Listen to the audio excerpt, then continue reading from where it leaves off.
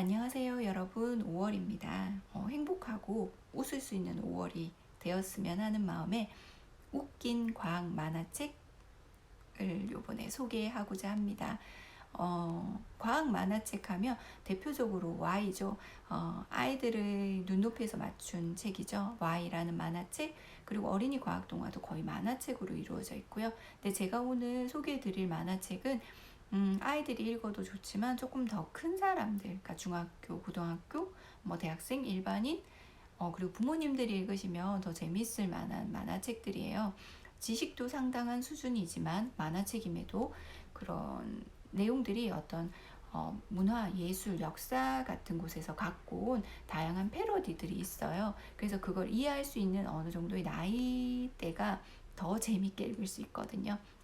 대신 아이들 같은 경우는 곤충, 공룡 이런 데 관심이 많잖아요. 그러니까 부모님들이 먼저 읽으시고 아이들에게 이런 내용이 있어 뭐 이렇게 얘기를 해주시면 더 좋을 것 같아요. 제가 이렇게 가끔 우울할 때나 아니면 화장실에 갖다 놓고 읽는 만화책들인데요. 바로 요겁니다. 작가분이 김도윤이라고 해가지고요. 만화로 배우는 공룡의 생태, 만화로 배우는 곤충의 진화입니다. 이분은 자기소개도 되게 재밌게 하셨어요. 20세기 말에 감수 분열이 진행되어 태어났다. 이렇게 되어 있거든요. 그래서 이렇게 저는 사인본을 받았습니다. 저희 아이랑 깔깔거리면서 정말 재밌게 읽었는데요. 아이들 어릴 때 공룡에 정말 관심을 많이 갖잖아요. 근데 부모님이 배운 공룡이랑 지금의 공룡이랑 내용이 많이 달라졌어요. 파충류인가 조류인가, 그리고 깃털이 있는가, 실제로 그 털이 복실복실한 공룡이 막 요즘 그려지고 있죠. 깃털을 단, 그게 이제 중국에서 수많은 화석들이 발견돼서 그렇다고 하는데요. 첫 시작부터 공룡과 어울리지 않는 어린 왕자 패러디가 나옵니다. 어린 왕자가 왜 양을 그려달라고 하잖아요. 근데 얘는 이제 티렉스를 그려달라고 하는데 굉장히 꼼꼼하게 얘기를 해요. 좀 얄미울 정도로. 그래서 당연히 이제 상자가 그려졌죠. 상자를 열었더니 제대로 된 티렉스 골격이 이렇게 나옵니다. 첫 시작부터 어린 왕자를 좀 알아야지 이게 무슨 내용인지 알 수 있겠죠. 그리고 작가분이 젊으신데 이렇게 약간 대머리로 나오거든요. 정말 그러신 건지 궁금합니다. 그러면서 우리가 알고 있었던, 우리 왜 티라노사우루스 하면서 이렇게 날리잖아요. 근데 실제로는 이런 모습이라는 것. 그리고 브론키오사우루스나 이런 초식 공룡들은 너무 커가지고 물속에서 움직일 거다라고 생각했는데 실제로는 그렇지 않다는 것. 그리고 조류와 가장 닮은 닭을 보면 공룡의 모습을 상상할 수 있다고 하죠. 근데 만화만 있는 게 아니라 이런 식으로 설명도 되어 있고요. 또 이렇게 간단하게 따라 그릴 수도 있고 골격이나 이런 것들에 대해서 되게 자세히 정말 대단한 지식을 담고 있습니다. 저는 문외한이라서 아마 그렇게 느낄 수도 있을 거예요. 그러면서 이제 린넨이라는 분 나오면서 공룡이 어느 종에 속하는지에 대한 설명인데 굳이 린넨 아저씨를 이런 식으로 그릴 이유가 굉장히 재밌어요. 그러면서 이런 식으로 이제 구성원의 공룡에 대한 것들도 설명이 나오고요. 공룡의 역사, 공룡의 정의, 그리고 공룡의 진화, 그리고 공룡이란 무엇인지, 그리고 우리가 새롭게 알게 된 공룡에 대한 모든 것들이 담겨 있습니다. 다양한 패러디와 함께요. 그리고 또 하나는 요겁니다. 곤충의 진화입니다. 곤충들에 대한 내용인데요. 아이들 곤충 정말 좋아하잖아요. 저는 좀 싫어했었는데 이 곤충에 대한 내용들이 굉장히 잘 나와요. 이거 보세요. 아니 이게 무슨 소린가, 익룡 양반 이러면서 우리가 인터넷이나 이런 데서 봤던 것들의 패러디가 많아서요. 그래서 제가 조금 큰 아이들이 보면 이 깨알 재미를 느낄 수 있겠다 싶었거든요.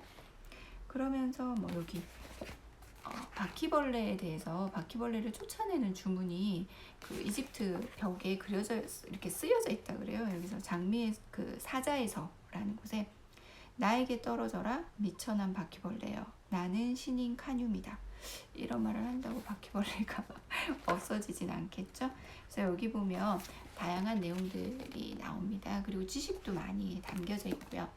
대벌레 같은 경우는 수컷이 거의 없다 그래요, 대부분. 그래서 여기 보면 대벌레한테 너희 아버지 뭐 하시노 했더니 없는데요. 그래서 이런 패러디로 이렇게 다양한 내용들을 가르쳐 줍니다. 그리고 또 하나는 요건 좀 최근 책이죠. 압둘라라고 아는 분들이 많으시더라고요. 해부학 만화인데요. 말 그대로 이렇게 우리 왜 중고등학교 들어가면 심장이라던가 내부 이런 것들을 배우잖아요.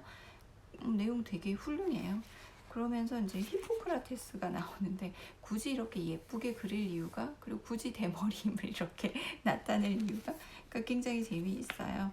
그리고 우리가 알고 있는 다양한 인터넷에 접하는 것들에 대한 패러디들, 그리고 여기 보면 이렇게 종합 선물 세트라 그러면서 손에 해부도를 이렇게 꽃다발처럼 그렸어요. 너무 가볍지만은 않거든요. 그렇다고 해서. 그러면서 여기 보면 제 손에 뼈 개수를 외웠는데 얘가 호시탐탐 파트라슈, 이거는 안 까먹을 것 같아요. 뭔진 모르지만. 그리고 왜 심장에 대해서 이렇게 캐릭터를 너무 잘 잡았어요. 심장 퀸인데 중앙 집권 독재자죠. 실제로 심장이 그런 역할을 하기도 하고요. 그래서 내부 장기들에 대해서 하나하나 캐릭터화 했는데 표현을 굉장히 잘해요. 그 다음에 뭐 여기 이제 내용 보면 이런 식으로 누군지 아시죠? 그리고 각 챕터마다 이렇게 척수 센스, 브루스 윌리스의 식스 센스죠. 그러니까 이런 걸 좀 아시는 분들이 읽으면 더 재밌을 것 같아서 제가 이렇게 얘기를 드린 거거든요. 뭐 햄스트링 몇 개까지 알고 있니? 뭐 이러면서 캐릭터도 너무 잘 잡았고요. 내용도 재밌고요. 그래서 웃으면서 볼 수 있고요. 그렇다고 해서 웃거나 이런 것만 끝나는 건 아니고요.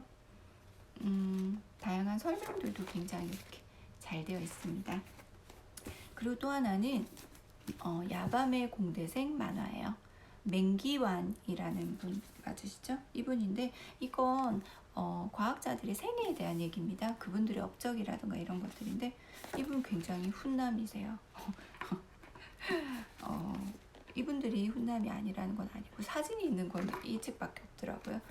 서울대를 졸업하시고 이름도 어려워요. 미국 카네기 멜론 대학교를 졸업하셨다고 합니다.